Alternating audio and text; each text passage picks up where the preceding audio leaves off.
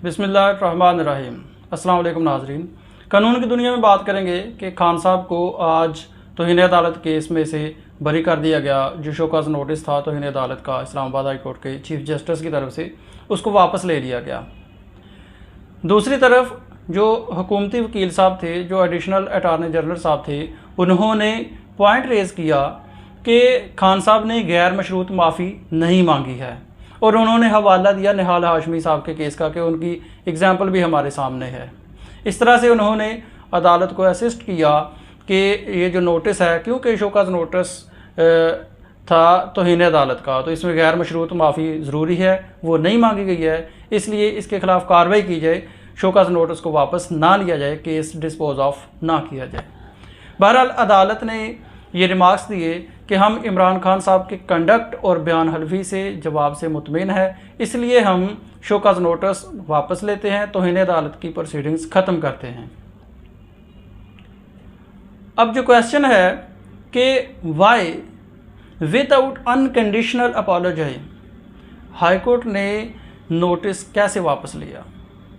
क्या गैर मशरूत माफ़ी मांगना ज़रूरी है? क्या अल्फाज में गैर मशरूत माफ़ी मांगना ज़रूरी है? तो आपके सामने बतौर प्रोफेशनल लॉयर आपको ये एक लीगल पॉइंट बताना चाहता हूँ कि तौहीन अदालत एक्चुअली है क्या। तौहीन अदालत है कि अगर हम किसी कोर्ट का ऑर्डर नहीं मानते या किसी भी तरीक़ा से उस कोर्ट की, उसके रिमार्क्स की खिलाफ वर्जी करते हैं, या अदलिया के ख़िलाफ़ कोई बात करते हैं, या कोई ऐसा कंडक्ट या कोई ऐसी बात करते हैं, या कोई ऐसा एक्ट करते हैं जिससे जो अदलिया की डिग्निटी है वो लोअर डाउन होती हो, उसको हम कहते हैं तौहीन अदालत। अब तौहीन अदालत में ये ज़रूरी नहीं है कि किसी बंदे को सज़ा दिया जाए, या ये भी ज़रूरी नहीं है कि कोई बंदा अनकंडीशनल माफ़ी मांगे।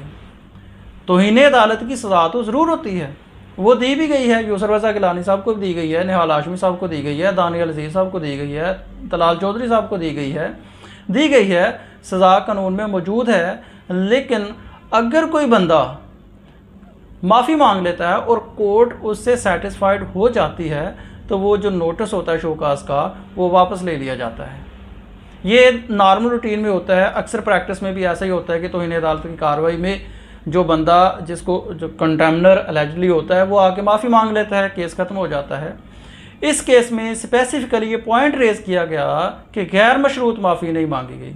तो जो गैर मशरूत माफ़ी है वो ज़रूरी नहीं है, बल्कि कोर्ट का सेटिस्फाइड होना ज़रूरी है एक बंदे के कंडक्ट से, उस बंदे के अल्फाज से, उस बंदे के एक्ट से, या उस बंदे के जवाब से। गैर मशरूत माफ़ी मांगनी ज़रूरी नहीं, बल्कि क्या ज़रूरी है? ज़रूरी है उस बंदे का कंडक्ट और उस बंदे का जवाब, और जो बंदा अपने शो करता है अदालत को कोर्ट की, जुडिशरी की इज़्ज़त, ये ज़रूरी है। अब बात करेंगे कि खान साहब का केस यूसुफ रज़ा गिलानी के केस से किस तरह डिफरेंट था, क्योंकि मीडिया पे खान साहब के केस को और गिलानी साहब के केस को, दोनों को कंपेयर किया जाता है। कहते हैं कुछ सोशल मीडिया पे या वैसे जो ऑन एयर मीडिया है, लोग कहते हैं कि यूसुफ रज़ा गिलानी साहब को तो सज़ा दे दी गई थी, इस केस में खान साहब को सज़ा क्यों नहीं हुई, या खान साहब का जो शोकॉज नोटिस है वो वापस क्यों लिया गया। कंटेम्प्ट का जो डिफरेंस है वो वाज़िया है। यूसुफ रज़ा गिलानी साहब को सुप्रीम कोर्ट की तरफ से एक ऑर्डर दिया गया था कि वो स्विस हुकाम को ख़त लिखें, जबकि खान साहब को कोई ऑर्डर नहीं दिया गया था।